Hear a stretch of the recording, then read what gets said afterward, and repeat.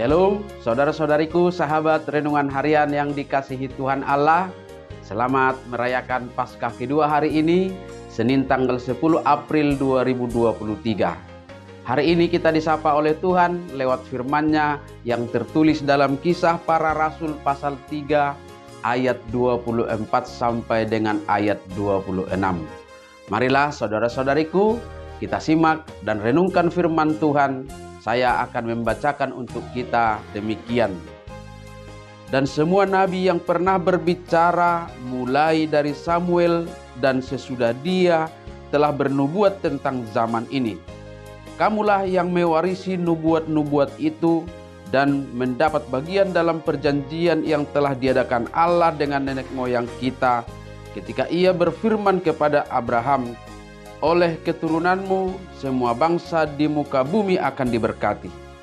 Dan bagi kamulah pertama-tama Allah membangkitkan hamba-Nya dan mengutusnya kepada kamu, supaya Ia memberkati kamu dengan memimpin kamu masing-masing kembali dari segala kejahatanmu.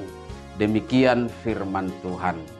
Saudara-saudariku, nas harian kita hari ini dalam hari kedua perayaan Paskah adalah kesaksian dan pengakuan iman dari Petrus setelah ia menyembuhkan seorang lumpuh sejak lahir di pintu bait suci. Petrus mengaku bahwa kesembuhan itu dilakukan oleh Tuhan Yesus yang diimaninya sebagai juru selamat. Petrus memastikan bahwa apa yang sedang terjadi saat itu, yaitu mujizat-mujizat, adalah sebagai dampak dari kebangkitan Yesus Kristus, dan itu sudah dinubuatkan oleh nabi-nabi sejak dahulu kala. Yang intinya bahwa itu adalah bagian dari penggenapan perjanjian Allah dengan Abraham bapa kita.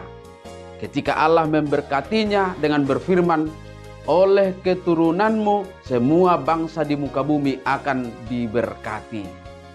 Kebangkitan Yesus dan kehidupan yang akan diterima oleh orang-orang yang percaya akan kebangkitannya adalah penggenapan janji Allah kepada Abraham, dan dipastikan bahwa orang-orang yang mempercayai kebangkitan Yesus akan mewarisi nubuat-nubuat itu dan mendapat bagian dalam perjanjian yang telah diadakan oleh Allah dengan Abraham nenek moyang kita. Ada dua pesan penting dari nas harian kita hari ini.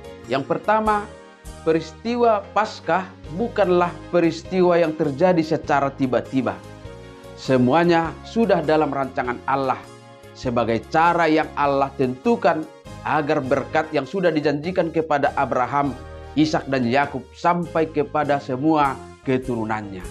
Kebangkitan Yesus adalah bagian utuh dari rencana Allah untuk memberikan keselamatan kepada keturunan Abraham.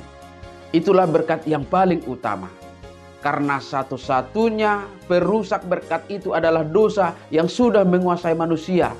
Maka satu-satunya cara agar berkat itu sampai kepada keturunan Abraham adalah dengan menghancurkan dosa itu. Dan Allah memilih jalan dengan memberikan anaknya yang tunggal, Yesus Kristus Tuhan kita. Oleh sebab itu, Yesus telah menjadi penggenapan janji itu. Sehingga hari ini kita menerima berkat rohani, yaitu keselamatan jiwa kita yang sudah dibebaskan dari maut dan kematian kekal. Pewarisan berkat Allah kepada Abraham hanya akan diperoleh dengan mengimani Yesus Kristus.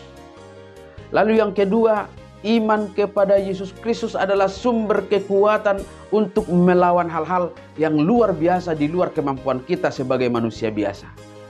Jika Petrus dapat melakukan mujizat kesembuhan karena imannya yang sungguh-sungguh kepada Yesus Kristus, maka hari ini pun kita akan menerima hikmat dan kekuatan untuk mengatasi segala tantangan dan pergumulan hidup kita. Oleh sebab itu, baiklah kita semua mengimani Yesus Kristus dalam kesungguhan. Jadikan perayaan Paskah menjadi momen yang menyegarkan iman percaya kita, bahwa kita juga adalah keturunan Abraham secara rohani yang akan menerima berkat-berkat yang sudah Tuhan janjikan kepadanya dan kepada keturunannya. Amin. Selamat beraktivitas, Tuhan memberkati.